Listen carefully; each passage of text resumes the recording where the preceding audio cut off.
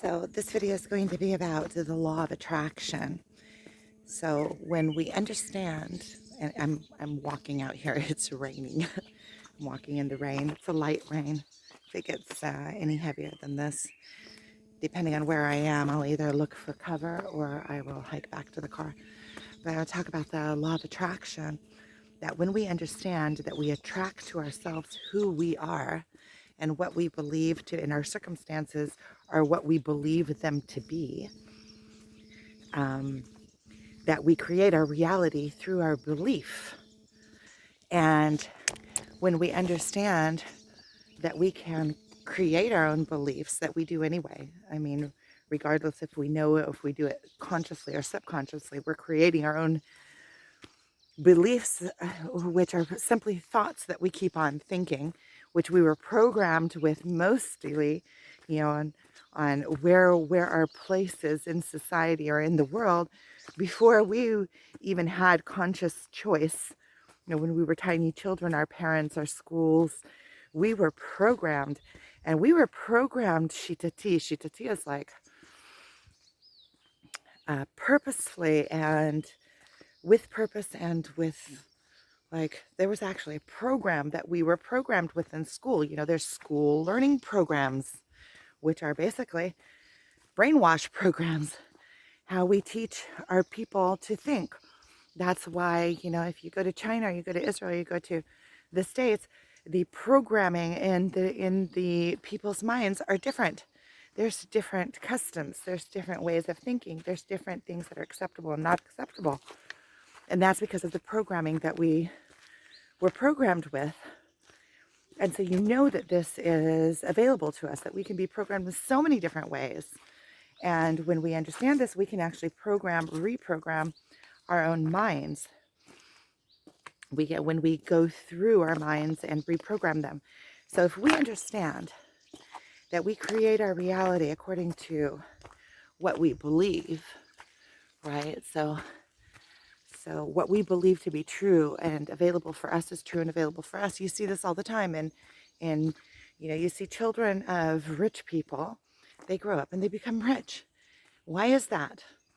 Or people of poor children, many times will grow up and they will be poor. Why is that?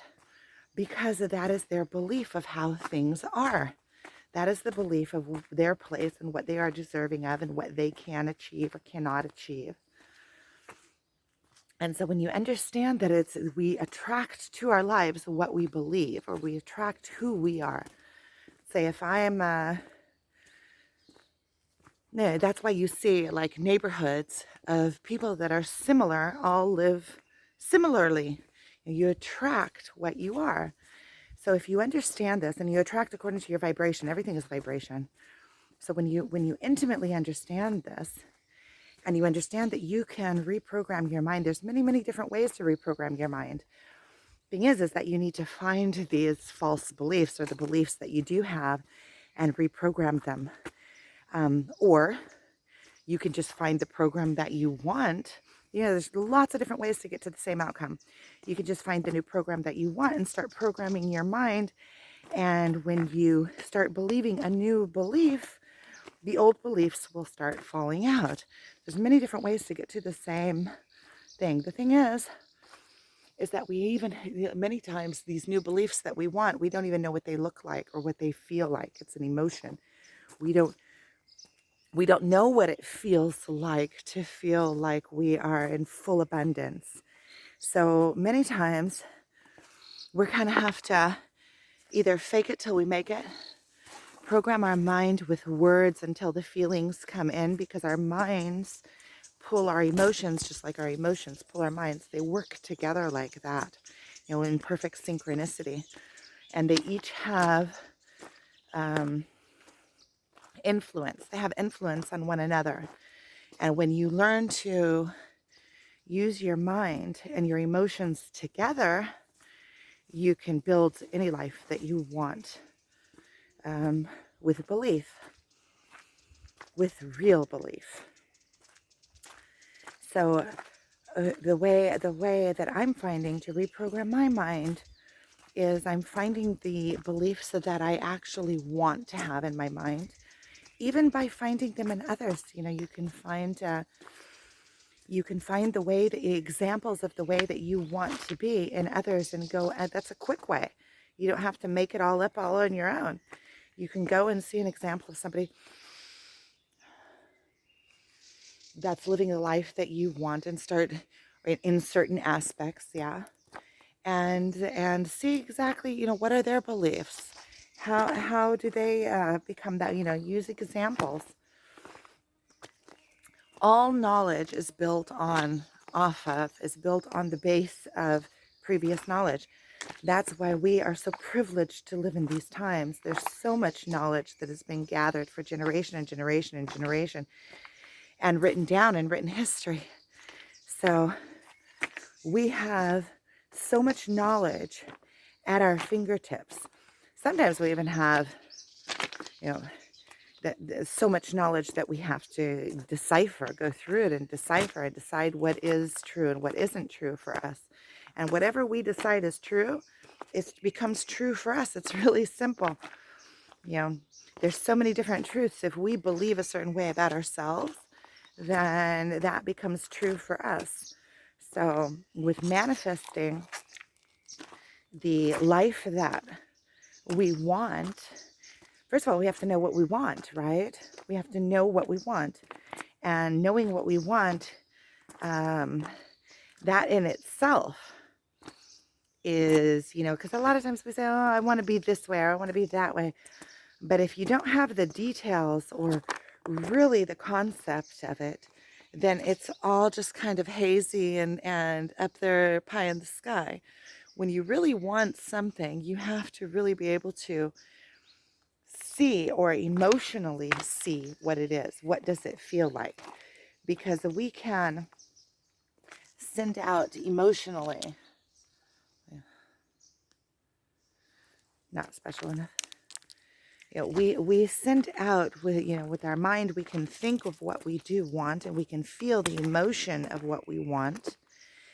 And the emotion is our vibration, and it actually brings it to us from the universe. And when you start understanding this, you start seeing it all around you, because we are interacting with the world around us all the time, back and forth. It's like a spiral. We send out a signal and we magnetize back a signal to us. I'm going to start heading back. I was calling the dogs. So when we understand this, we can start changing our beliefs. And how do we change our beliefs? A lot of times it's really the beliefs that we do have are so far in there and so far underneath that we don't even know that they're there. We don't even know, we can't even find them in ourselves. We're on this automatic pilot from when we were tiny children, and we don't even know that we're doing it. Sometimes I find beliefs in myself, I'm like, what? It's like shocking sometimes. What? And when you find them, it's easier, once you put light on, once you light on something, it's out of the dark. It's already there. And now you're dealing with it, whether you like it or not, you're dealing with it. Because once you know something, you can't unknow it. Once you know it with your whole being, you can't unknow. And unknowing it, just deciding that, oh, well, I know it, but I'm going to live that way anyway, is kind of like going against yourself. It's lichana. It's like surrendering your life into a lie. It's like living a lie because you already know how to live that way, but you know that it's a falsity now. So living a lie becomes very, very, very painful. For me, it's so painful that it's not doable. Sometimes I'll find something out, like a certain, a lie of the way that I'm thinking, or something that I'm thinking that is off. And it takes time to shift out of it because it's an automatic. You get into a situation and you're used to reacting in a specific way, and it just becomes your automatic. That's the way that you react. And so many times it's like that story I heard Wayne Dyer tell a story about walking down a certain street, and there's a hole, like a manhole. The first time you walk down, you don't even see it, you fall in it. The second time, you know it's there, but you still fall in it. Third time, you know it's there and you're thinking not to fall in it, but you fall in it. And so it's kind of like that. And then at the last time that you go around, the story goes that you just take a different route altogether. You don't even go down that same street with the pitfall. So it takes time and effort and mudaut, which is awareness, to change your core beliefs. But that is the spiritual journey. The spiritual journey is going inside, inward, and correcting these false beliefs or false ways of being. And so that when we understand this, and when we understand that we can create our own beliefs, we can reprogram ourselves. Just like we were programmed when we were children, we can reprogram ourselves. And the more we do it, the easier it becomes, because it becomes like first of all, it becomes like a game. It's like, where can I fix myself? Okay, you start looking. Okay, because it feels so good to shine light on these places and correct yourself according to righteousness, righteousness, same thing. And when you correct yourself according to the universe and according to the right way, when you start be able to see this and differentiate between, you start clearing out your being, and then the universe can flow through you more easily and clearly, and you become like a channel for the universe to come through. And I don't mean it in like a spiritual crappy, like a falsani way. Falsani is like pie in the sky way. I mean, in a very, very practical way. I mean, we are of this universe. Everything that flows through us we come from this. We eat this. We are part of this. And our nature, each of us has our own nature. And our own nature is a single expression of this universe. Because just like our bodies came from the dirt, everything that runs through our blood, everything that we are made up of is of this earth. Also our life flight, our life, our spirit, whatever it is, our life that is inside, our essence, what it is that is inside looking out, comes from this world. And there is no one who is able to say, okay, wait, let's explain life. So we know that there are things that are just are. It's like a fish in water. A fish that's swimming in water has been in water their whole life. They don't even know that they're in water. They're just there. They don't know what water is because they can't come out of it to see it. So it's the same thing. It's like our life. We are in this flow, like in the water, and we can't come out of it to see it. But we do know that it exists because it exists in us, and it exists in all the people and all the life around us. We see the life force around us. So how can we not believe? We have to believe. So when you understand this and you accept this as a given, then you can start using the powers of the universe that flow naturally through us. And that's what is in the inside looking out. That's what's communicating with you. That's what's in me, shining outwardly. That's what makes me different than the next person. That's what makes each of us unique. And each of us is unique and brings through us different sides of the all, of everything that is all around us. Unique personality, a unique way of looking at it, a unique filter of explaining and expressing what there is all around us. It's like each of us has our own individual language of interpretation of the world all around us. So so each of us has a purpose and a divine ability And so when we allow ourselves to channel through us our divinity, or divinity, divine, or our life light, when we clear ourselves of all these falsities and close off all of these places where our energy is seeping out and we're losing our power because of our education programming,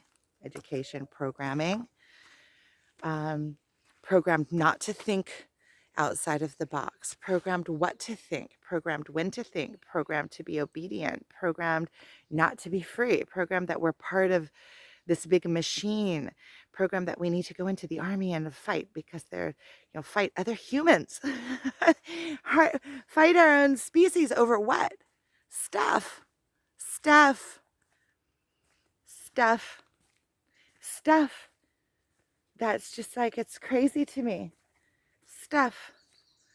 All this stuff here, everything is only here for a little while. You see it in the history. I went over to my father's history, and there was a history channel on. There was these something to do with wars, like these bunkers or something that they built in the 50s or the 40s, and you could see that it was top technology then for war, and it's all abandoned. And you can see how much was poured into that and how many people lost their lives over it. And it was all just abandoned crap. It's like the bunkers that I went up. I did a video on these bunkers in the Golan Heights. Abandoned. How much work, how much effort, how much money, how many lives were lost over, for that stupidity. And you see it now. It's not timeless. People have lost their life experience for something that is a split second in time. If you really do a zoom out and look in on time, it's a split second, and time is only relevant anyway. So it's like people lost their life light, believing that they're fighting for some kind of cause, and when you look 50 years later, it's all just junk rotting in the earth. And you think to yourself, that is so ludicrous.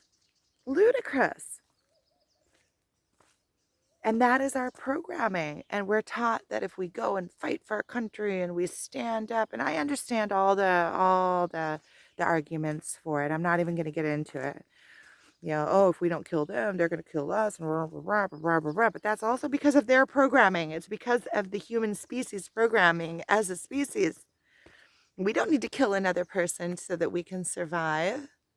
There's enough for everybody. Otherwise, nobody would exist. We don't have to. It's not like we go out and kill another person and eat their meat. It's not like, and even on that, I have a lot to say on that subject about eating animals, and I'm not going to get into it.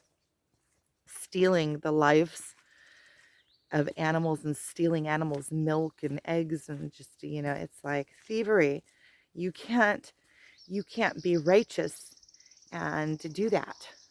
It's just, it's allowing your power. It's one of those blind spots that we allow our power to run away from us, to, seep out the back door. And that's because of our programming, because we have been programmed for thousands. Up until a year or so ago, I was also eating meat and eggs and milk and all of those things. This is a drastic change that came with a massive realization for me. So I'm not judging, and I'm certainly not telling anybody how to live their life. I'm just bringing up into the surface a different way, or maybe a suggestion of a different way of thinking or a different way of seeing things. And each person builds their own life according to their beliefs. But there is a path to righteousness.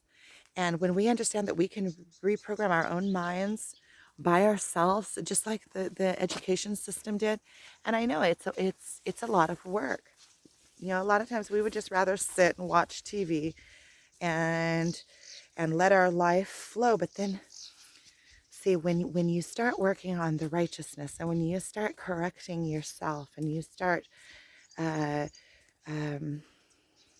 coming into your own power through release. All of everything, all of the self-work, all it is really, it's not even work. It's release. It's releasing things, places that you're holding, and allowing yourself to go back into your true nature. And it's actually cleansing, not work. It's more like surrender. It's more like allowing yourself just to be. And I find in myself that I have to understand things. So a lot of times, if you have you ever noticed that the places that you're the most stuck in your life are the places that get the most energy in your life, and the places that flow the most practically get no energy because they're just allowed to flow, and there's no work in those places.